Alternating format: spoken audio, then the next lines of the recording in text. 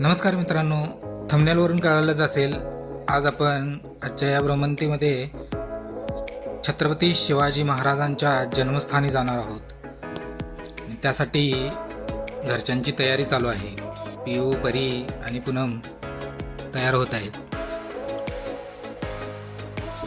आता आम्ही पुण्यामध्ये आहोत आणि पुण्यातून आम्ही शिवनेरीला जाणार आहोत।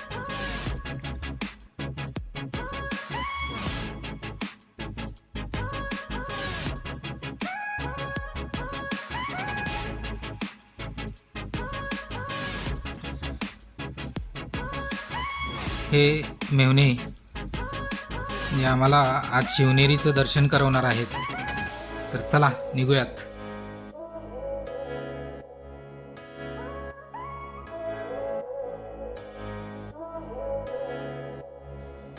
आणि अशातच आम्ही आवरा काढून निघण्याची तयारी केली।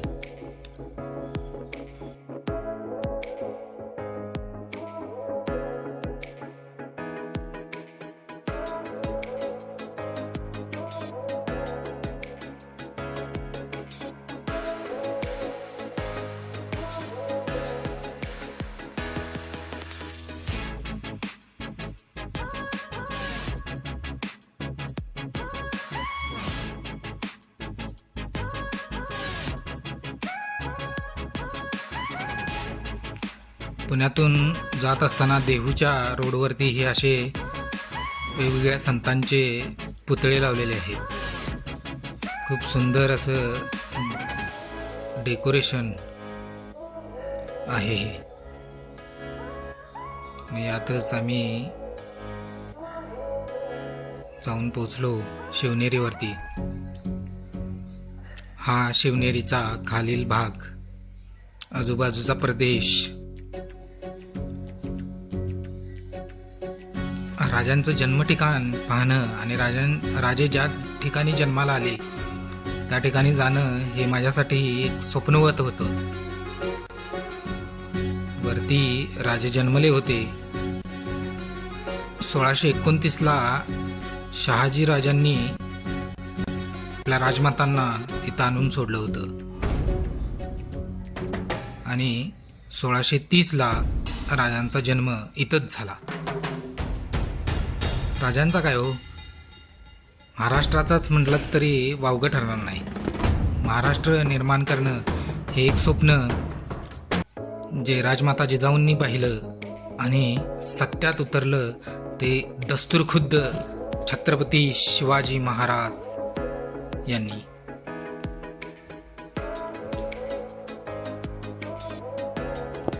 आणि आम्ही गड चढायला चालू केलं।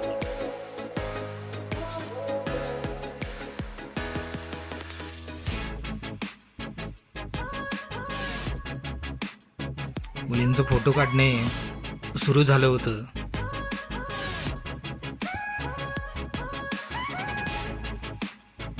पाठीमाग विस्तीर्ण असा सपाट भूप्रदेश दिसत होता।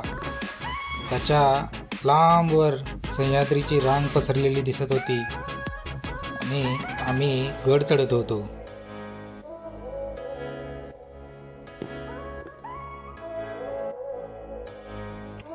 शिवनेरीचं कातळ उंच आणि आकाशाला भिडणारं दिसत होतं। थोडं पुढं गेल्यावर बांधीव पायऱ्या आहेत। अलीकडंच इथं संवर्धनाचं आणि कड्याच्या बांधकामाचं काम सुरू आहे। किल्ला पाहण्याची आतुरता इतकी होती की पावलांनी आपोआपच वेग धरला आणि किल्ला सर करण्यासाठी पुढं पडू लागली। हे आमचे सासरे, ही शाळेची काही मुलं इथं गड पाहायला आली होती। आनंदात ती खाली उतरत होती आणि आम्ही वरती गड पाहण्यासाठी जात होतो।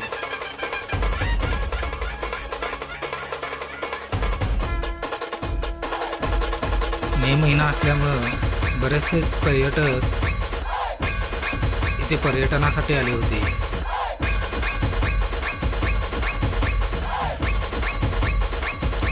हा बाजूचा प्रदेश,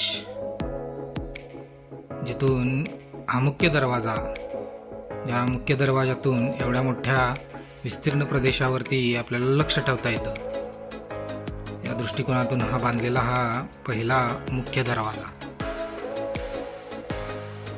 याला महादरवाजा असं पुरातत्व खात्यानं तिथं जागोजागी अशा पद्धतीचे हे फलक लावून ठेवले आहेत, म्हणजे जेणेकरून लोकांना ही कोणती वास्तू आहे आणि काय हिचं महत्त्व आहे हे कळून येईल. अजून सुद्धा या दरवाजाचे लाकडी दरवाजे सुस्थितीत आहेत आणि ह्यात पाठीमागच्या बाजूला असलेल्या देवड्या आज सुद्धा इथं बसणं आणि थांबण्याच्या सुस्थितीत आहेत.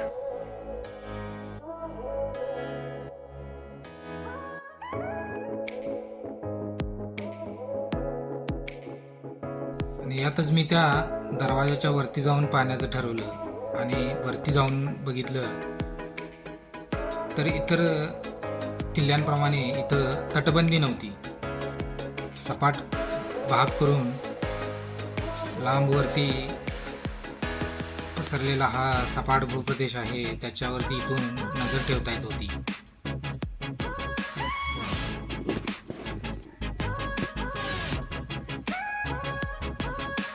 गुलमोहर फुललेला कागदी गुलाब छान फुललेला होता आणि आमची फॅमिली मस्त गड चढत होती. बाजूचा हा विस्तीर्ण प्रदेश, वरती कड्याचे बांधकाम सुरू असल्यामुळं दगड चढवण्याचं काम सुरू होतं यारीच्या साह्यानं आणि त्या यारीचे हे दोरखंड इथं आहेत आणि ही यारी पाहतच आम्ही पुढं वरती गेलो. त्यानंतर हा दुसरा दरवाजा लागला.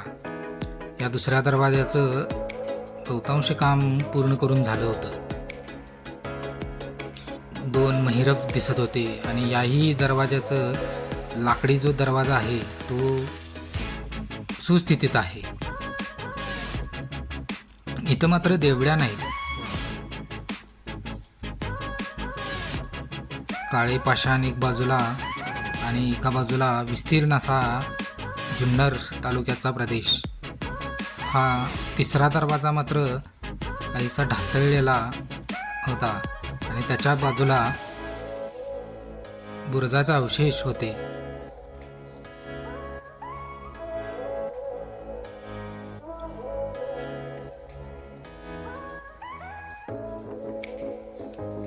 त्या दरवाजावरती महिरफाची एक मूर्ती दिसत होती.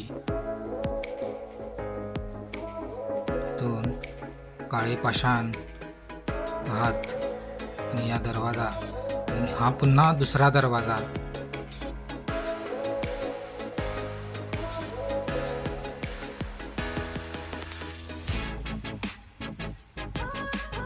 या किल्ल्याचे दरवाजे खरंच खूप भक्कम आहेत. इथं मात्र देवड्या आहेत आणि याही दरवाजाचे जो लाकडी दरवाजा आहे आणि त्याच्यावरती लावलेले ती खिळे हे हत्तीनी धक्का देऊन पाडू नयेत, फोडू नयेत म्हणून लावलेले असतात, ते सुद्धा आज देखील आपल्याला पाहता येतात.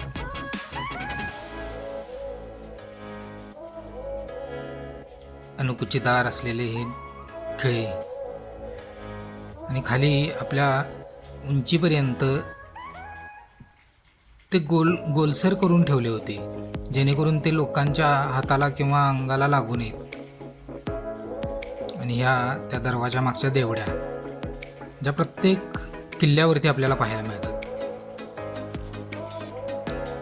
ही बंदूक मारण्याची किंवा बाण मारण्याची जागा, जिथं किल्ल्याजवळ शत्रू आल्यानंतर त्याच्यावरती घाव करण्यासाठी अशा पद्धतीची व्यवस्था आपल्याला वेगवेगळ्या किल्ल्यांवरती पाहता येते.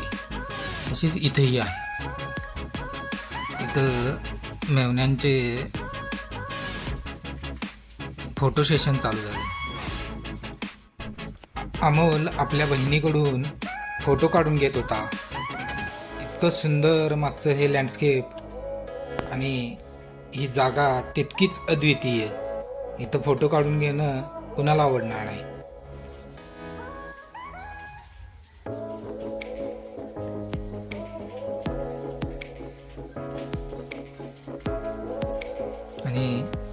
हे बघून आम्ही आत चाललो तर मायलेकी दरवाजा लावण्याचा प्रयत्न करत आहेत, पण त्यांना दरवाजा मात्र काय हल्ला नाही बरं का.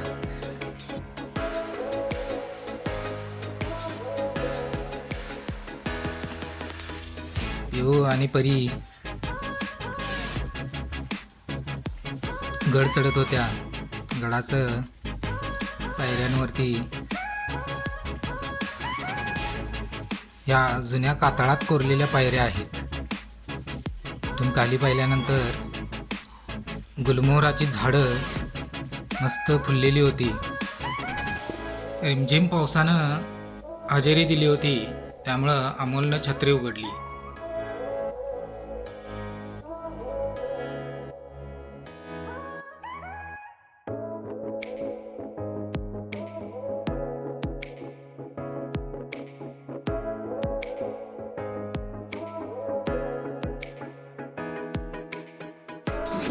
आणि इथं सुद्धा आज्या नातींचं फोटो सेशन सुरू झालं. आणि हा गडावरील गोमुखी दरवाजा, त्याच्या गोमुखाची थोडी पडझड झाली आहे, पण दरवाजा आजही सुस्थितीत आहे. लाकडी दरवाजा सुद्धा आहे, त्याला खिळी आणि हे सगळं सुस्थितीत आपल्याला आजही पाहता येतं. लोकांच्या येण्या जाण्यासाठी ही व्यवस्था आपल्याला पाहायला मिळते.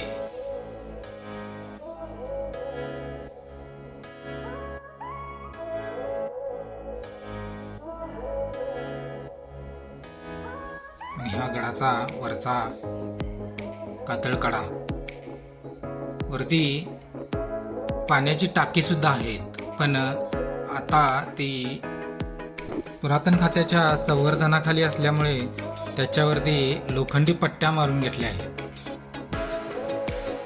इथून तुम्हाला 2 ठिकाणी जाता येतं. एकतर डाव्या बाजूला गेलं तर छत्रपतींच्या जन्मस्थळाकडे जातं, आणि उजव्या बाजूनी सरळ पुढं गेलं तर आई शिवाईच्या मंदिरात जातं. त्यात आम्ही वरती राजांच्या जन्मस्थळाकडे जाण्याचा निर्णय घेतला आणि वरती चढू लागलो. हे पहा, अशा पद्धतीनं इथं लोखंडी पट्ट्या मारून संवर्धनाचं काम केलेलं आहे, जेणेकरून या कुंडांमध्ये कोणी पडू नये किंवा कोणाचा घातपात होऊ नये या दृष्टिकोनातून केलेली ही व्यवस्था आहे. तसंच या कुंडांचं सुद्धा संवर्धन करता येईल आणि येणाऱ्या पर्यटकांना ती आहे त्या सुस्थितीत पाहता येतील. परूचा उत्साह खूपच होता. गड अगदी हसत हसत चढत होती. अमोल त्यांना मार्गदर्शन करत पुढे नेत होता. आणि हे जुने दरवाजे पाहणं खरंच अप्रतिम आहेत. इथल्या प्रत्येक दरवाजा आज सुद्धा भक्कम दिसत आहे.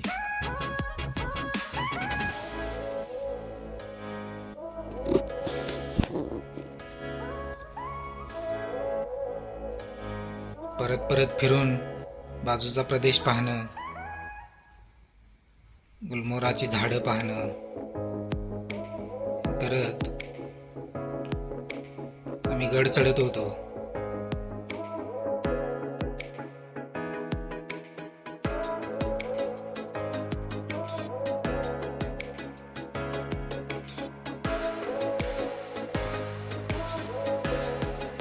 आणि या गडावरती हे असलेलं जातं, ज्याच्या साहाय्यानं इथं लोक पूर्वी धान्य दळून खात असतील.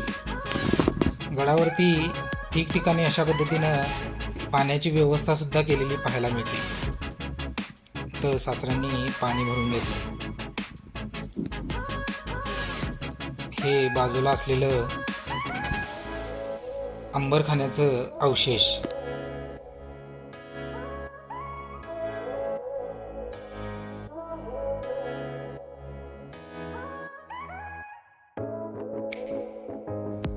इथून आत गेल्यानंतर काही भाग अंबारखान्याचा सुस्थितीत आज सुद्धा आपल्याला पाहता येतो.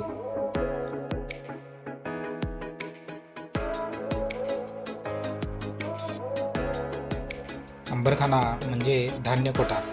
इथं गडावरती लागणारं वर्षभराचा धान्यसाठा इथंच केला जात असेल आणि त्याचाच वापर करून गडावरती लोक राहत असतील. किती भव्य दिव्य असं हे धान्य कोठार.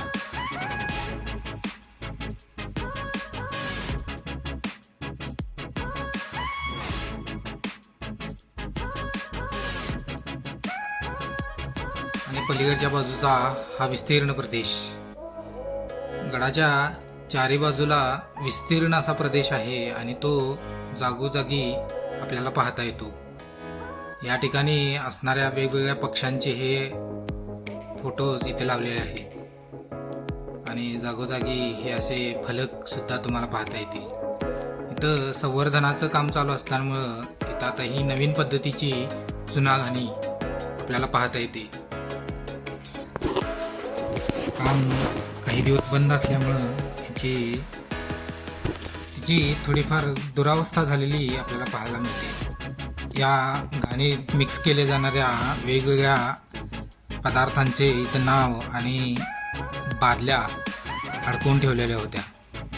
त्यानेच आपल्या पायाखालची ही जी बांधकाम आहे ते केलेलं आहे.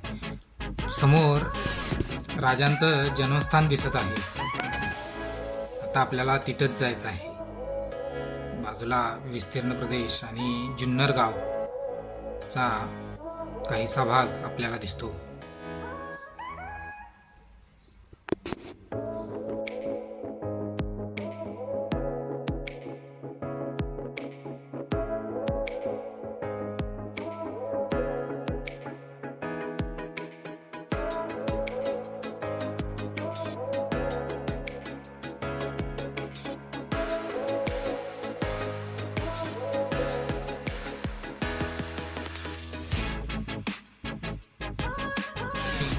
उजव्या बाजूला ही एक भव्य अशी इमारत आपल्याला पाहायला मिळते. या इमारतीला काय म्हणतात मला माहीत नाही, पण माझ्या लेखी हे राजमाता जिजाऊंचं मंदिरच मी म्हणेन. इथं यशवंतराव चव्हाण साहेबांच्या कारकिर्दीत जगतविख्यात राजा शिवछत्रपती आणि राजमातांचा हा पुतळा आपल्याला पाहायला मिळतो. तिथे जाऊन आम्ही दर्शन घेतलं. तुम्ही घ्या. बाल शिवाजी आणि त्यांना आपले बाळ कडू पाजताना राजमाता जिजाऊ मासाहेब.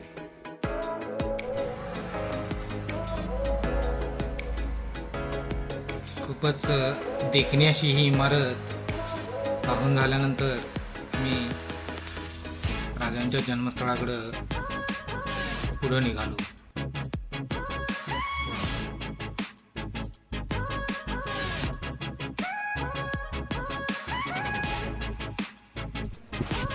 इथून पुढे जात असताना उजव्या बाजूला ही एक इमारत लागते जी मस्जिद आहे आणि बाजूला विस्तीर्ण प्रदेश पाहत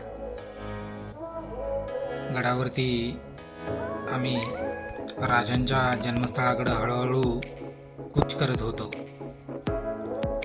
बाले किल्ल्याचे अवशेष डाव्या बाजूला पाहायला मिळत होते. थोडं तिथेही डोकावून पाहिलं आणि जन्मस्थळाकडं पुन्हा पुन्हा स्वतःला घेऊन जात होतो.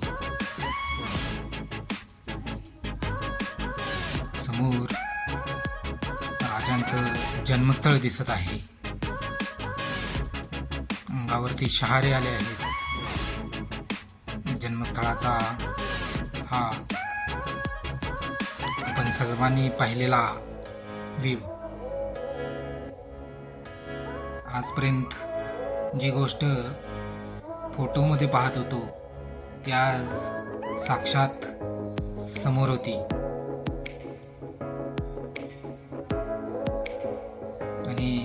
अशा या ठिकाणी आज आम्ही भेट दिली आहे.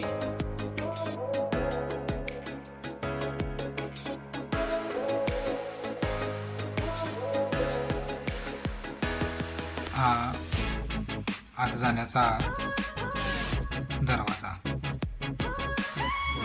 इथंच आत राजांचा पाळणा सुद्धा आपल्याला पाहायला मिळतो. एक मूर्ती आहे.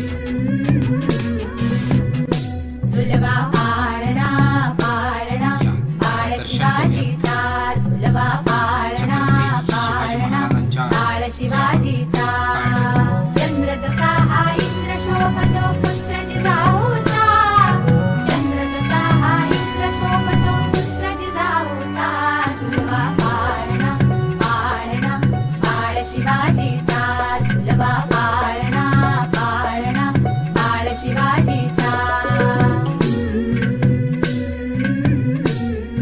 ही इमारत 2 मजली आहे. इथं वरती सुद्धा जाता येतं. इथून समोर पाहिल्यानंतर हे जे पाण्याचं टाकं दिसतं याला बदामी टाकं अशा नावाने ओळखलं जातं, कारण याचा आकार बदामासारखा आहे. आणि ही ती वरची इमारत काहीशी पन्हाळ्यावरच्या सज्जा कोटीसारखी दिसत आहे. इथं वातावरण इतकं सुंदर होतं की त्याची तुलना करणं खरंच खूप कठीण आहे. इथंच राजांनी आपलं लहानपण घालवलं आहे. ही वास्तू आपल्या शिवप्रेमींसाठी किती मोलाची आहे हे शब्दात सांगणं मला शक्यच नाही.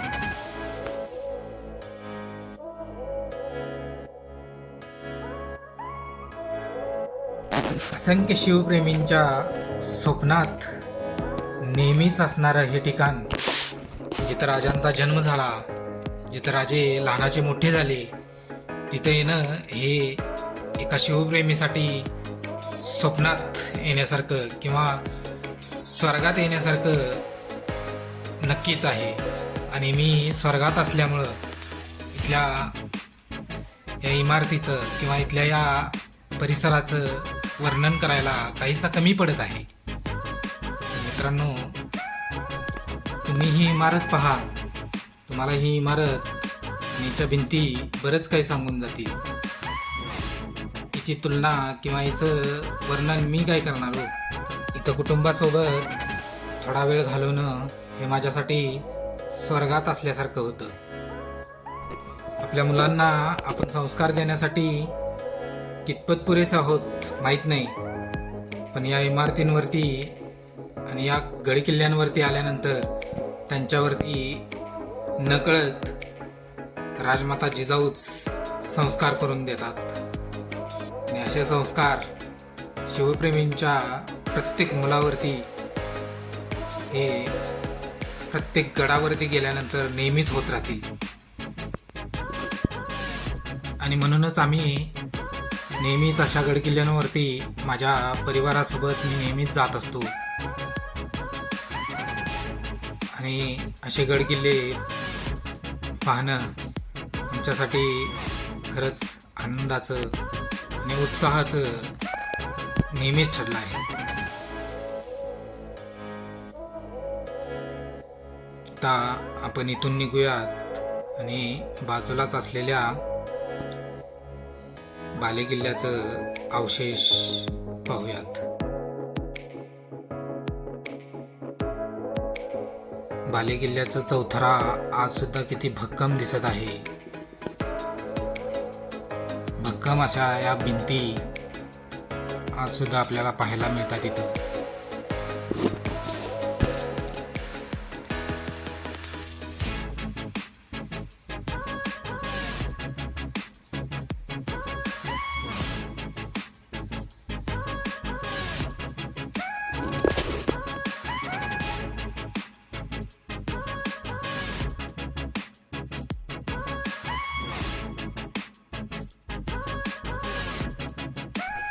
बऱ्याचशाच खोल्या आणि हे एक टाकं आहे, तर कदाचित स्नानगृह असावं. याचा फक्त मी कयासच लावू शकतो, कारण मी कुणी इतिहास संशोधक किंवा इतिहास अभ्यासक नाही, फक्त इतिहास प्रेमी आहे.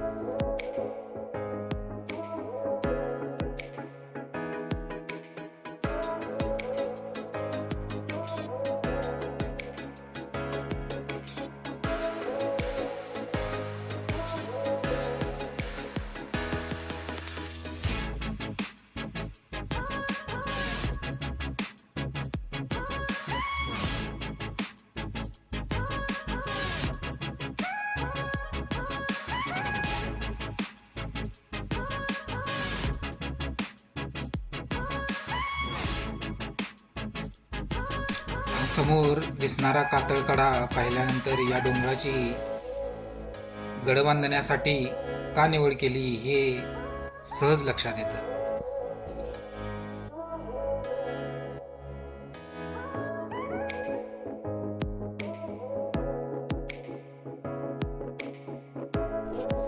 आणि ही ती मस्जिद आहे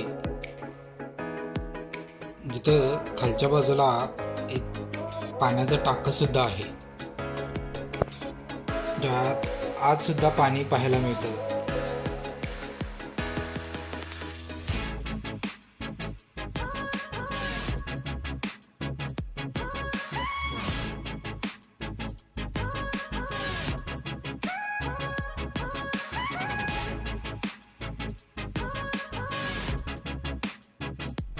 निजामशहाच्या काळात बांधलेली ही इमारत 1616 ते 17 या 1 वर्षाच्या कालावधीत बांधून घेतली, असं इथल्या फलकावरती लिहिलेलं आपल्याला पाहायला मिळतं. निम्म्यापर्यंत दगडी भक्कम बांधकाम आणि त्याच्यावरती विटांमध्ये बांधलेले मिनार आपल्याला या इमारतीत पाहायला मिळतात. भाचीचे पाय दुखत असतील म्हणून मामानं तिला खांद्यावरती घेतलाय. बाजूला टाक्यांवरती लोखंडी पट्ट्या लावून संरक्षित केलेले दिसत आहे.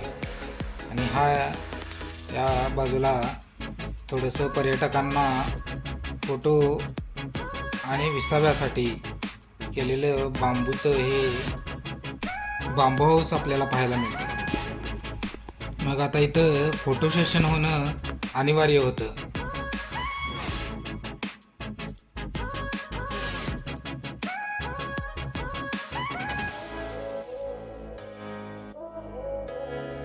थोडे फोटो वगैरे काढल्यानंतर आम्ही पुन्हा पुढच्या प्रवासाला लागलो.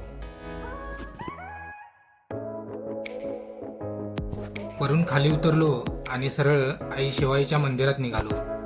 मंदिराच्या बाहेर असलेली ही कमान पुढं होती आणि आम्ही त्या कमानीतून शिवाई मंदिराकडं पुढं सरसवलो. कमानीतून आत आल्यानंतर उजव्या बाजूला जाणाऱ्या खाली काही पायऱ्या दिसतात. तिथून पुढे गेल्यानंतर आपल्याला कातळात कोरलेल्या गुहा सुद्धा बघता येतात आणि तिथं असलेली शिलालेख पाहणं खूप सुंदर आहेत. मंदिराच्या बाहेर पटांगण आहे.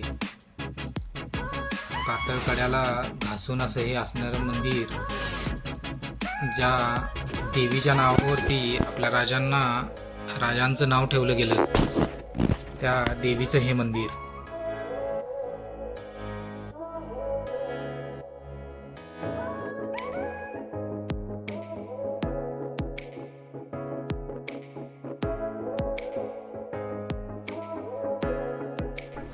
मंदिरात आल्यानंतर मन प्रसन्न होऊन जातं. समोर शिवाईचं दर्शन घेतलं आणि थोडा वेळ बसून इथल्या शांत वातावरणात मनही शांत करून घेतलं. देवीच्या मंदिरातून बाहेर पडल्यानंतर थोडं पुढं आल्यानंतर हे चाफ्याची झाडं आपल्याला पाहायला मिळतात. इथं ह्या सीझनमध्ये त्याची फुलांचा सडा पडलेला असतो. पिऊ, परी आणि मामा ती फुलं वेचत होती. चाफ्याचं झाड आणि बाजूला दिसणारा हा विस्तीर्ण प्रदेश, पायाखाली पडलेली ही फुलं ह्या चाफ्याच्या झाडांचा सुगंध आपल्या मनात असाच विरंगळत राहतो. चाफ्याची काही फुलं वेचत आणि इथल्या ह्या अनुभवाची शिदोरी घेऊन आम्ही परतीच्या प्रवासाची सुरुवात केली.